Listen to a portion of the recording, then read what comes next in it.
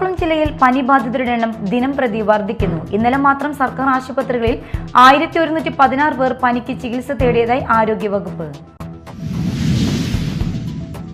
കൊരട്ടി മേഖലയിൽ അപ്രഖ്യാത വൈദ്യുതി തടസ്സങ്ങൾക്കെതിരെ വ്യാപാരികളുടെ പ്രതിഷേധം ശക്തം.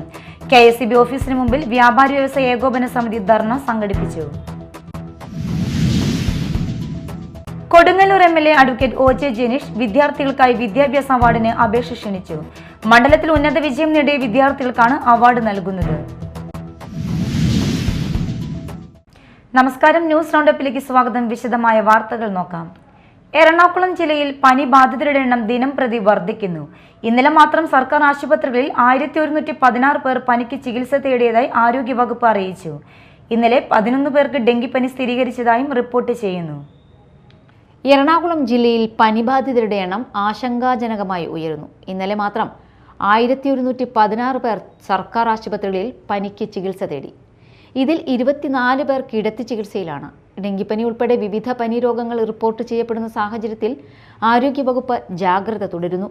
ഇന്നലെ 11 പേർക്ക് ഡെങ്കിപ്പനി സ്ഥിരീകരിച്ചു. 33 പേർക്ക് ഡെങ്കിപ്പനി ലക്ഷണങ്ങൾ കണ്ടെത്തി. 39 പേർക്ക് ഇൻഫ്ലുവൻസയും 3 പേർക്ക് മഞ്ഞപ്പിത്തവും ഒരാൾക്ക് എലിപ്പനിയും സ്ഥിരീകരിച്ചു. നായരമ്പലം സ്വദേശിക്കാണ് എലിപ്പനി ബാധിച്ചത്. ജില്ലയിലെ വിവിധ പ്രദേശങ്ങളിലാണ് ഡെങ്കിപ്പനി കേസുകൾ റിപ്പോർട്ട് ചെയ്തിരിക്കുന്നത്. മഴുവന്നൂരിൽ ഷിഗല്ല സ്ഥിരീകരിച്ച 23 വയസ്സുകാരൻ രോഗമുക്തനായി ആശുപത്രി വിട്ടു. കഴിഞ്ഞ മാസം മൂലംകുഴിയിൽ റിപ്പോർട്ട് ചെയ്ത ഷിഗല്ല കേസും രോഗമുക്തിയോടെ അവസാനിച്ചതായി ആരോഗ്യവകുപ്പ് അറിയിച്ചു. Media time, Kochi. കൊരട്ടി മേഖലയിൽ അപ്രഖ്യാപിത വൈദ്യുതി തടസ്സങ്ങൾക്കെതിരെ വ്യാപാരികളുടെ പ്രതിഷേധം ശക്തം. KSEB ഓഫീസിന് മുമ്പിൽ കേരള വ്യാപാരി വ്യവസായ ഏകോപന സമിതി കൊരട്ടി യൂണിറ്റ് ധർണ സംഘടിപ്പിച്ചു. തുടർന്ന് വ്യാപാരി വ്യവസായ ഏകോപന സമിതി ഭാരവാഹികൾ KSEB ഉദ്യോഗസ്ഥരുമായി ചർച്ച നടത്തി. കൊരട്ടി മേഖലയിൽ അപ്രഖ്യാപിത വൈദ്യുതി തടസ്സങ്ങൾക്കെതിരെ വ്യാപാരികൾ പ്രതിഷേധവുമായി രംഗത്ത്. KSEB ഓഫീസിന് മുന്നിൽ കേരള വ്യാപാരി വ്യവസായി ഏകോപന സമിതി കൊരട്ടി യൂണിറ്റിന്റെ നേതൃത്വത്തിൽ ധർണ സംഘടിപ്പിച്ചു. പ്രതിഷേധം യൂണിറ്റ് പ്രസിഡന്റ് ബെന്നി ജോസഫ് ഉദ്ഘാടനം ചെയ്തു. നിരവധി തവണ ഇവിടെ ചെന്ന് ഞങ്ങൾ അപേക്ഷ കൊടുത്തു, ഞങ്ങൾ ഡിവിഷണൽ ഓഫീസിൽ പരാതി കൊടുത്തു, കളക്ടർക്ക് പരാതി കൊടുത്തു. ഇവിടെ നിന്ന് എല്ലാം നമ്മൾ പരാതി കൊടുത്തിട്ടും ഒരു മാറ്റവും ഇതിനില്ല. രാത്രി 9 മണിയാകുമ്പോൾ ഒരു മെസ്സേജ് വരും, നാളെ കണ്ടില്ല. ഇത് പലരും കാണുക പോയില്ല. കടകൾക്കറിയാം, നമുക്കിവിടെ കൊരട്ടിയിലെ ചെറുകിട വ്യാപാര സ്ഥാപനങ്ങളിൽ ലക്ഷക്കണക്കിന് രൂപയുടെ നഷ്ടമാണ് ഈ കഴിഞ്ഞ ഒരു 6-7 മാസമായിട്ടുണ്ടായത്. നിത്യം പാലും ഐസ്ക്രീമും അടക്കം എല്ലാം നശിച്ചു പോവുക. ഫ്രീസറിലുള്ള മുഴുവൻ സാധനങ്ങളും നശിച്ചു പോവുക. നിരന്തരം ഉണ്ടാകുന്ന വൈദ്യുതി തടസ്സങ്ങൾ വ്യാപാരികളെയും പൊതുജനങ്ങളെയും പ്രതിസന്ധിയിലാക്കുന്നതായാണ് ആരോപണം. തുടർന്ന് KSEB ഉദ്യോഗസ്ഥരുമായി നടന്ന ചർച്ചയിൽ ഇനി മുന്നറിയിപ്പില്ലാതെ വൈദ്യുതി വിച്ഛേദിക്കില്ലെന്നും അറ്റകുറ്റപ്പണികൾ ഉൾപ്പെടെ മുൻകൂട്ടി അറിയിക്കുമെന്നും അധികൃതർ ഉറപ്പ് നൽകി. യൂത്ത് വിംഗ്, വനിതാ വിംഗ് പ്രവർത്തകർ ഉൾപ്പെടെ നിരവധി പേർ പ്രതിഷേധത്തിൽ പങ്കെടുത്തു. Media time, Chalakudy. മാള ആലുവ റൂട്ടിൽ പാലിശ്ശേരി ആശ്രമം ബസ് സ്റ്റോപ്പിന് സമീപം അപകടത്തിൽപ്പെട്ട വാഹനം ദിവസങ്ങളായിട്ടും റോഡരികിൽ തന്നെ കിടക്കുന്നതായി പരാതി. തിരക്കേറിയ റോഡിൽ വാഹനം നീക്കം ചെയ്യാത്തത് വലിയ അപകട ഭീഷണി ഉണ്ടാക്കുന്നുവെന്നാണ് പ്രദേശവാസികളുടെ ആരോപണം. മാള ആലുവ റൂട്ടിൽ പാലിശ്ശേരി ആശ്രമം ബസ് സ്റ്റോപ്പിന് സമീപം അപകടത്തിൽപ്പെട്ട കാർ ദിവസങ്ങളായിട്ടും റോഡരികിൽ തന്നെ തുടരുന്നതായി പരാതി ഉയരുന്നു. അപകട ഭീഷണി സൃഷ്ടിക്കുന്ന നിലയിലാണ് വാഹനം ഇപ്പോഴും റോഡരികിൽ കിടക്കുന്നത്. 2026 ജൂൺ 13 രാവിലെ 11 മണിക്കും 12 മണിക്കുമിടയിൽ നിയന്ത്രണം വിട്ട കാർ സമീപത്തെ വീടിന്റെ മതിലിലിടിച്ച് അപകടമുണ്ടായിരുന്നു. സംഭവം നടന്ന് ഒരാഴ്ച പിന്നിട്ടിട്ടും വാഹനം ഇവിടെ നിന്ന് മാറ്റാത്തതിൽ പ്രദേശവാസികൾ ആശങ്ക പ്രകടിപ്പിക്കുന്നു. നിരവധി കുട്ടികളും യാത്രക്കാരും ബസ് കാത്തു നിൽക്കുന്ന ബസ് സ്റ്റോപ്പ് സ്ഥിതി ചെയ്യുന്ന സ്ഥലമാണിത്. നിരവധി വാഹനങ്ങളും കാൽനട യാത്രക്കാരും സഞ്ചരിക്കുന്ന തിരക്കേറിയ റോഡിൽ ബസ് സ്റ്റോപ്പിന് സമീപം തന്നെയാണ് വാഹനം കിടക്കുന്നത്. സമീപത്തെ ഇടറോഡിൽ നിന്ന് മെയിൻ റോഡിലേക്ക് പ്രവേശിക്കുന്ന വാഹനങ്ങൾ ഈ അപകടത്തിൽപ്പെട്ട വാഹനത്തെ മറികടന്നാണ് കടന്നു പോകേണ്ടി വരുന്നത്. ഇത് അപകട സാധ്യത വർദ്ധിപ്പിക്കുന്നുവെന്നും നാട്ടുകാർ പറയുന്നു. അടിയന്തരമായി വാഹനം നീക്കം ചെയ്യാനും ഭാവിയിൽ ഇത്തരം സാഹചര്യങ്ങൾ ഒഴിവാക്കാനും ബന്ധപ്പെട്ട അധികൃതർ നടപടി സ്വീകരിക്കണമെന്ന് പ്രദേശവാസിയായ CD ബിനോയ് ആവശ്യപ്പെട്ടു. Media time, Mala.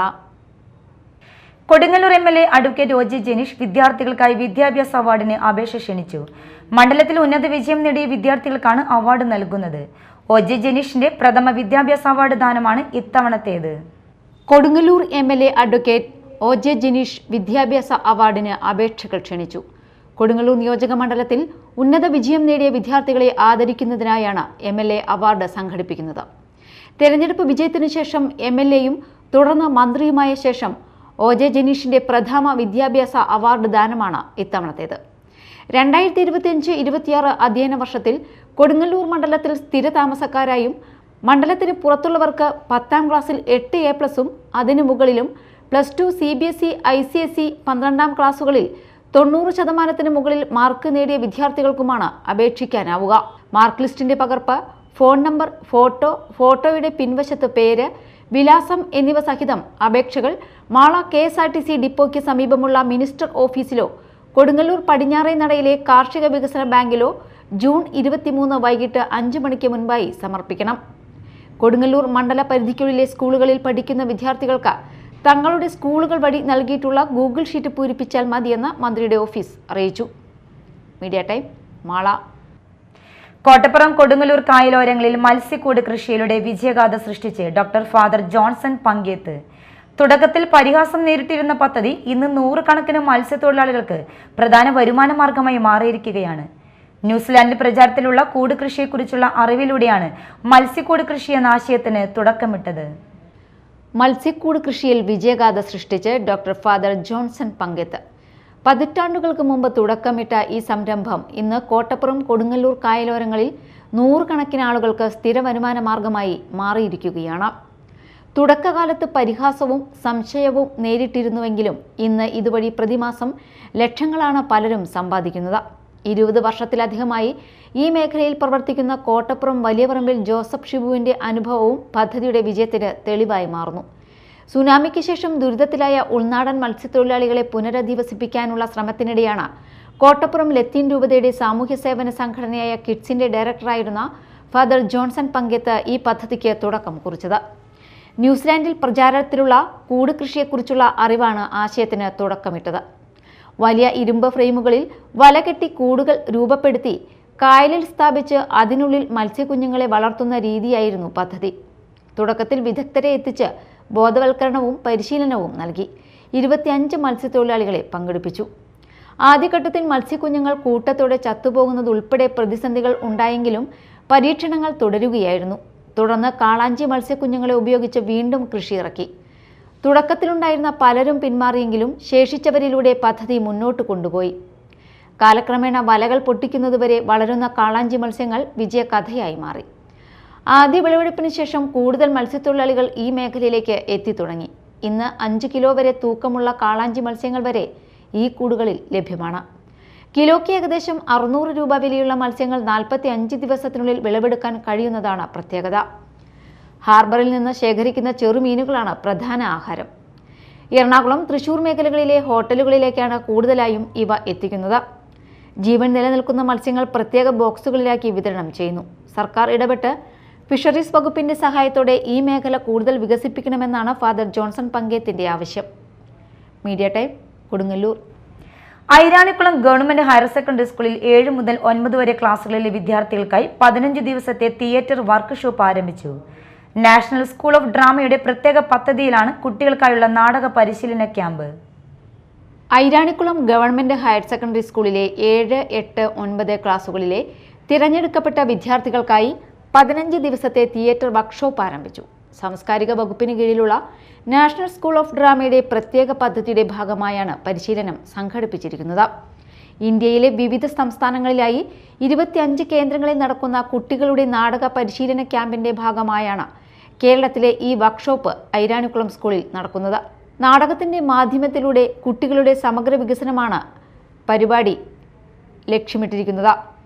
ദിനംപ്രതി നടക്കുന്ന പ്രവർത്തനങ്ങളിലൂടെ കുട്ടികളുടെ ആത്മവിശ്വാസം, വ്യക്തിത്വ വികസനം, സർഗാത്മക കഴിവുകൾ എന്നിവ വളർത്തുകയാണ് പ്രധാന ലക്ഷ്യം. നാഷണൽ സ്കൂൾ ഓഫ് ഡ്രാമ പ്രവർത്തകരായ നിധി എസ് ശാസ്ത്രി, ആഷിഫ് എന്നിവർ ക്യാമ്പിന് നേതൃത്വം നൽകുന്നു. ക്യാമ്പ് ജൂൺ 22-ന് സമാപിക്കും. Media time, Mala. വായനാദിനത്തിന്റെ പശ്ചാത്തലത്തിൽ 4 പതിറ്റാണ്ടിലേറെ പഴക്കമുള്ള മാതൃഭൂമി വാരാന്തര പതിപ്പുകളുടെ അപൂർവ ശേഖരം സംരക്ഷിക്കുന്ന വായനാപ്രേമിയെ പരിചയപ്പെടാം. അന്നമനട സ്വദേശിയായ പനമ്പിള്ളി ജയകുമാറിന്റെ കൈവശമാണ് ഈ വിലമതിക്കാനാവാത്ത ചരിത്ര ശേഖരം. വായനാ ദിനത്തിന്റെ പശ്ചാത്തലത്തിൽ 4 പതിറ്റാണ്ടിലേറെ പഴക്കമുള്ള മാതൃഭൂമി വാരാന്ത പതിപ്പുകളുടെ അപൂർവ ശേഖരം സംരക്ഷിക്കുന്ന ഒരു വായനാ പ്രേമിയെ പരിചയപ്പെടാം. അന്നമനട സ്വദേശിയായ പനമ്പിള്ളി ജയകുമാറാണ് ഈ വിലമതിക്കാനാവാത്ത ശേഖരത്തിന്റെ ഉടമ. 1986 ഒക്ടോബർ 19 മുതൽ ഇതുവരെയുള്ള മാതൃഭൂമി വാരാന്ത പതിപ്പുകളുടെ നിരവധി ലക്കങ്ങൾ ഇദ്ദേഹം സൂക്ഷിച്ചിരിക്കുന്നു. ഇവയിൽ പലതും 2 വോളിയങ്ങളായി ബൈൻഡ് ചെയ്ത് ഭദ്രമായി സംരക്ഷിച്ചിരിക്കുന്നതും ശ്രദ്ധേയമാണ്. കൂടാതെ മാതൃഭൂമി ദിനപത്രത്തിലെ വിദ്യാക്കോളം ആരംഭിച്ച കാലം മുതൽ പേജുകളും ജയകുമാറിന്റെ ശേഖരത്തിലുണ്ട്. സ്വകാര്യ സ്ഥാപനമായ ആയു കെയർ ആയുർവേദയിൽ ജോലി ചെയ്യുന്ന ജയകുമാറിന് പിതാവിന്റെ കാലം മുതലുള്ള മാതൃഭൂമിയുമായുള്ള ബന്ധമാണ് ഈ ശേഖരണത്തിലേക്ക് വഴി തെളിയിച്ചത്. പിന്നീട് പഴയ ലക്കങ്ങൾ ശേഖരിക്കുന്നത് ഒരു ഹോബിയായി മാറുകയായിരുന്നു. ശേഖരത്തിലെ ഏറ്റവും പഴയ മാതൃഭൂമി വാരാന്ത പതിപ്പ് 1939 ഏപ്രിൽ 30 പ്രസിദ്ധീകരിച്ചത്. 1946 സെപ്റ്റംബർ 29, നവംബർ 17 എന്നീ തീയതികളിലെ ലക്കങ്ങളും ശേഖരത്തിലുണ്ട്. അന്നത്തെ കാലത്ത് പത്രം 2ആയി മടക്കാവുന്ന വലിപ്പത്തിലായിരുന്നു വാരാന്ത പതിപ്പിന്റെ രൂപകൽപ്പന. ഇന്ദിരാ നെഹ്റു എന്ന പേരിൽ ലണ്ടനിൽ ഉപരിപഠനത്തിന് പോയ ഇന്ദിരാഗാന്ധിയുടെ ചിത്രം, അൽബേനിയയെ പരിചയപ്പെടുത്തുന്ന എ മാധവമേനോന്റെ ലേഖനം എന്നിവ പഴയ ലക്കങ്ങളിലെ കൗതുകങ്ങളാണ്. 1948 ഏപ്രിൽ പതിപ്പിൽ ജി ശങ്കരക്കുറുപ്പിന്റെ ഗാന്ധിജിയും കലയും എന്ന ലേഖനവും ശ്രദ്ധേയമാണ്. അച്യുതമേനോൻ, EMS, MP വീരേന്ദ്രകുമാർ തുടങ്ങിയ പ്രമുഖരുടെ ലേഖനങ്ങളും സത്യജിത് റായുടെ പെട്ടിയുടെ കഥ, മലയാറ്റൂരിന്റെ ഓർമ്മയുടെ ആൽബം തുടങ്ങിയ കൃതികളും ഉൾപ്പെട്ടിരുന്ന വാരാന്ത പതിപ്പുകൾ അന്നത്തെ കാലഘട്ടത്തിലെ സാംസ്കാരിക ജീവിതത്തിന്റെ സമ്പന്ന പ്രതിഫലനമായിരുന്നു. പഴയ ലക്കങ്ങളിലൂടെ യാത്ര ചെയ്യുമ്പോൾ പോയ കാലത്തിന്റെ ഹൃദയസ്പന്ദനങ്ങൾ തൊട്ടറിയാൻ കഴിയുന്നതായി ജയകുമാർ പറയുന്നു. തുടങ്ങിയ അച്ഛൻ ഇത് വരുത്തിയായിരുന്നു. അങ്ങനെയാണ് ഇതിൽ താല്പര്യം തോന്നിയത്. അതിങ്ങനെ എല്ലാ ബുക്കായിട്ട് ബൈൻഡ് ചെയ്ത് സൂക്ഷിക്കണം. കുറേ ബുക്കായിട്ട് ചെയ്തിട്ടുണ്ട്. ഇപ്പോൾ 3 ബുക്കായിട്ട് ചെയ്തിട്ടുണ്ട്. ബാക്കി ഇനി ചെയ്യാൻ കിടക്കുന്നുണ്ട്. എൻ്റെ വിദ്യ എന്ന കോളവും സൂക്ഷിക്കുന്നുണ്ട്. അത് ബുക്കാക്കിയിട്ടില്ല. അങ്ങനെ ഇത്ര നാൾ അങ്ങനെ ചെയ്തു പോരുന്നു. അച്ചടി, അവതരണം തുടങ്ങിയ മേഖലകളിലുണ്ടായ ചരിത്രപരമായ മാറ്റങ്ങളും ഈ ശേഖരം രേഖപ്പെടുത്തുന്നു. വിലമതിക്കാനാവാത്ത ഈ ചരിത്രശേഖരം കേടുപാടുകളില്ലാതെ സംരക്ഷിക്കാനുള്ള ശ്രമത്തിലാണ് അന്നമനടയിലെ ഈ വായനാപ്രേമി. Media time, Mala. മറ്റു വാർത്തകൾ നോക്കാം ഒറ്റനോട്ടത്തിൽ. മാള ബ്ലോക്ക് പഞ്ചായത്ത് തലം മഴക്കാല പ്രതിരോധ മുന്നൊരുക്ക അവലോകന യോഗം നടന്നു. മാള ബ്ലോക്ക് പഞ്ചായത്ത് പ്രസിഡന്റ് സുഭാഷിണി രാജൻ അധ്യക്ഷത വഹിച്ച യോഗത്തിൽ vice president Baiju Edathalan, block panchayat ആരോഗ്യ സ്ഥിരസമിതി അധ്യക്ഷൻ പോൾസൺ കൊടിയൻ, വികസനകാര്യ സ്ഥിരസമിതി അധ്യക്ഷ ധന്യ ദേവദാസ് തുടങ്ങിയവർ സംസാരിച്ചു. Medical superintendent incharge doctor Favas class നയിച്ചു. Aloor grama panchayat vice president PC Shanmukhan, Mala grama panchayat vice president Sini Benny, സ്ഥിരസമിതി അധ്യക്ഷരായ Nitha Krishna, Rekha Santhosh, doctor Biju, doctor Sreeja, doctor Agnal, health supervisor incharge Joby തുടങ്ങിയവർ സംസാരിച്ചു.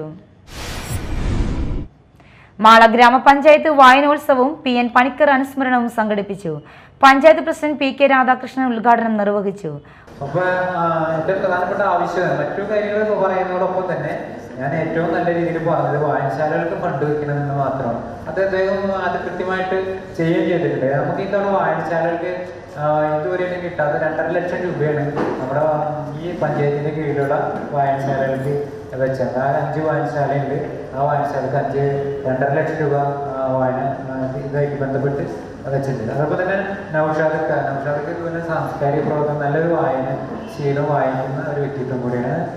നമ്മളുടെ ഇതോടൊപ്പം തന്നെ നല്ല രീതിയിൽ വായനയുമായിട്ട് ബന്ധപ്പെടുന്ന ചെയർപേഴ്സൺ, നമ്മളുടെ സിറ്റി ചെയർപേഴ്സൺ കൂടെ എത്തിയിട്ടുണ്ട്. അതോടൊപ്പം തന്നെ ലീവുണ്ട് അവരോട് മെമ്പർമാർ കഴിയുന്നവർ നന്നായിട്ട് വരും. ഡിസംബർ നല്ല രീതിയിൽ ഈ വായനാശീലമായിട്ട് ബന്ധപ്പെട്ട ഒരു വ്യക്തിത്വം കൂടിയാണ്. അപ്പം ഇതുപോലെ തന്നെ നമ്മുടെ ശോഭനോപ്പർ അവരുടെ വാർഡിൽ തന്നെ കുട്ടികളെ മധുരം എന്ന പരിപാടിയായിട്ട് ബന്ധപ്പെട്ട് കുട്ടികളുടെ വായനശീലം ഉണ്ടാക്കുന്നതിന് നല്ല ആശ്രാന്തമായിട്ട് പരിശ്രമിക്കും. അദ്ദേഹത്തിൻ്റെ അവരുടെ ഹസ്ബൻഡ് വളരെ ചെറുപ്പം കാലം തൊട്ട് ടാഗോർ വായനശാലയായിട്ട് ബന്ധപ്പെട്ട് നല്ല രീതിയിൽ വായന രംഗത്തും വായനശാല പ്രവർത്തനത്തിലും പ്രവർത്തിക്കുന്ന ഒരു വ്യക്തിത്വം കൂടിയാണ്. അതുകൊണ്ട് തന്നെ വൈസ് പ്രസിഡന്റ് സിനി ബെന്നി അധ്യക്ഷനായിരുന്നു.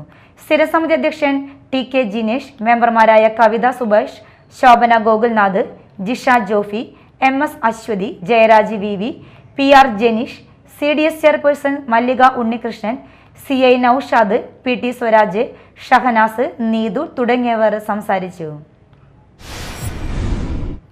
തൃശൂർ ജില്ലാ ലൈബ്രറി കൗൺസിലിന്റെ നേതൃത്വത്തിൽ ജില്ലാതല വായന പക്ഷാചരണ പരിപാടികൾക്ക് തുടക്കമായി.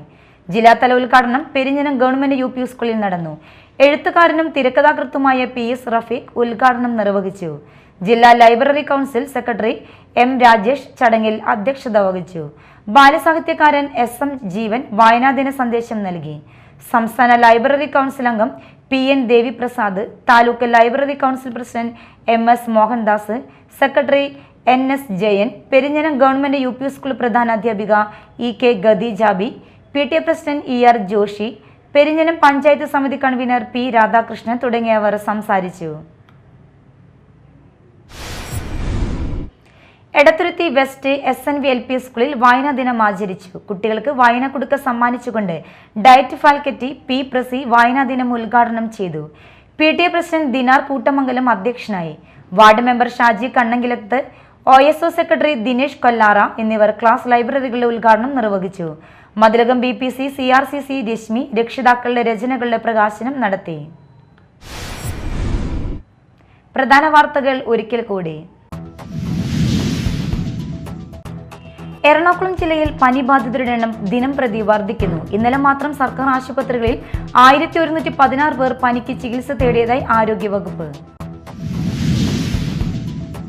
കൊരട്ടി മേഖലയിൽ അപ്രഖ്യാത വൈദ്യുതി തടസ്സങ്ങൾക്കെതിരെ വ്യാപാരികളുടെ പ്രതിഷേധം ശക്തം. KSEB ഓഫീസിന് മുമ്പിൽ വ്യാപാരി വ്യവസായ ഏകോപന സമിതി ധർണ സംഘടിപ്പിച്ചു. Kodungallur MLA advocate OJ Jenish വിദ്യാർത്ഥികൾക്കായി വിദ്യാഭ്യാസ അവാർഡിന് അപേക്ഷ ക്ഷണിച്ചു. മണ്ഡലത്തിൽ ഉന്നത വിജയം നേടിയ വിദ്യാർത്ഥികൾക്കാണ് അവാർഡ് നൽകുന്നത്. ഇതോടെ ന്യൂസ് റൗണ്ടപ്പ് സമാപിച്ചു. നമസ്കാരം.